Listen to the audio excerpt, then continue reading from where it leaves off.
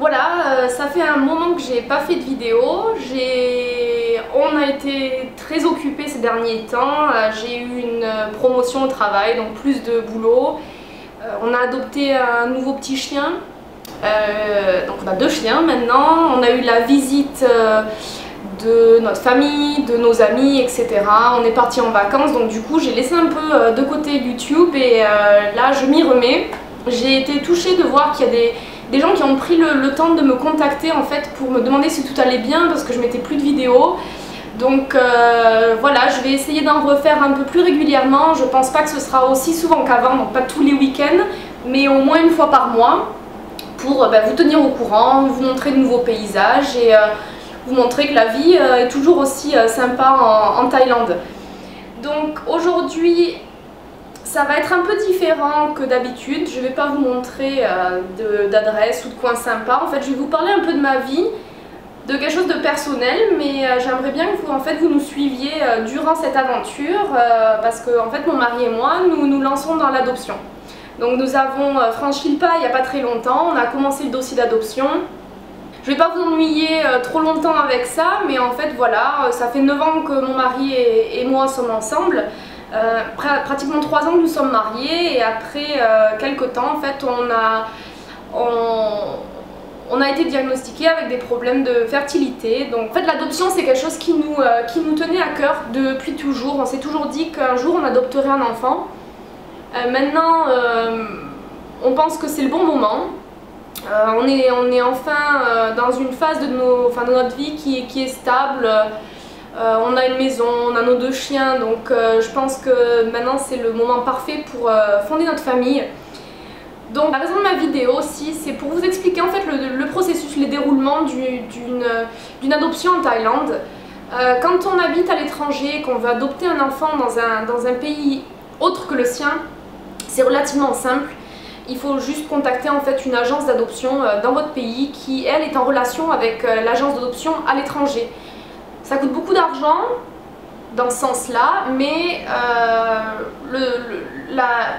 le côté administratif et les papiers en fait est un peu plus simple vu qu'il y a une agence qui vous suit. On pensait que ça se serait déroulé de la même façon en gros en prenant contact avec l'ambassade de France, chose qu'on a fait, la première étape.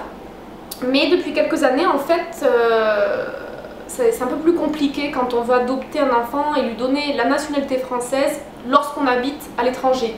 En fait, la première étape d'une adoption, c'est d'obtenir un papier d'agrément du gouvernement français, pour ma part, vu qu'on voulait donner la nationalité française à l'enfant.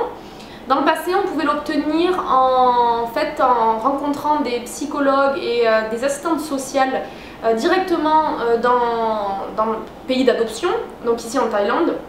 Donc c'était une délégation en fait, et maintenant en fait les parents doivent retourner dans le pays, ici la France, pour obtenir cet agrément, c'est-à-dire en fait rester en France 3 semaines à 1 mois je crois, chose qui est absolument impossible pour nous. On travaille à temps plein, on n'a pas beaucoup de vacances, donc on s'est retrouvé dans une situation un peu sans solution.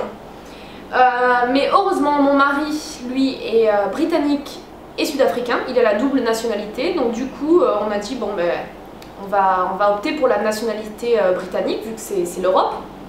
Et là ça a été beaucoup plus simple, il faut juste contacter un avocat qui est en relation avec l'ambassade du pays, donc l'ambassade d'Angleterre, et cet avocat vous donne un document tout bête qui explique en fait que l'enfant pourra effectivement obtenir la nationalité britannique une fois que l'adoption est légalisée. Donc on s'est lancé là-dessus, on va donner la nationalité britannique à notre futur enfant. Donc on a commencé à préparer tous les documents, etc. en sachant que la liste est extrêmement longue. Donc on a obtenu en fait un formulaire et la liste des documents à donner pour le dossier directement au centre d'adoption de Thaïlande qui est à Bangkok. Donc là ça fait juste une journée en fait qu'on a commencé à préparer les documents. Et une journée de documents, ça donne ça. Donc, et honnêtement, vu la liste, c'est rien en fait. Ce qu'on a ici, on a un dixième de la paperasse demandée. Donc moi je trouve ça très bien hein, qui demande beaucoup de documents. On va avoir des visites d'assistante sociale, des visites chez le psychologue, visites médicales, etc. Ça va être assez long. On nous a donné en fait une estimation de 1 année à 3 ans suivant les critères. Parce qu'en fait sur le document principal, donc le formulaire de demande d'adoption, on peut parler des critères. Donc on peut directement écrire les informations sur un enfant en particulier, donc si on souhaite adopter un enfant qu'on a déjà rencontré, ou sinon niveau critères c'est l'âge, le sexe de l'enfant, et donc à chaque fois qu'on rajoute des critères en fait ça peut plus ou moins jouer sur le temps d'attente pour avoir une proposition d'enfant. Donc voilà, c'est le tout début de notre aventure, je voulais le partager avec vous.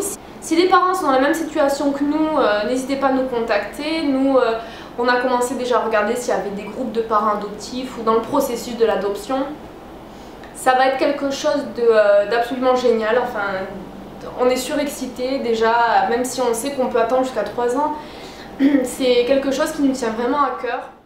Donc voilà, ça c'est la grande nouvelle que je voulais vous annoncer. Le mois prochain, je retourne dans le nord de la Thaïlande. Donc cette fois-ci, j'amène ma caméra avec moi et je vais vous montrer un peu à quoi ça ressemble. Dès qu'on a des nouvelles ou des nouvelles étapes à franchir, etc., j'en ferai une vidéo pour vous tenir au courant de l'avancée de notre dossier. J'espère que cette vidéo vous aura plu et si vous avez des questions, des mots d'encouragement ou quoi que ce soit, n'hésitez pas, laissez-les en commentaire et je vous répondrai. Voilà, bon week-end à tout le monde et puis à très bientôt. Bye bye.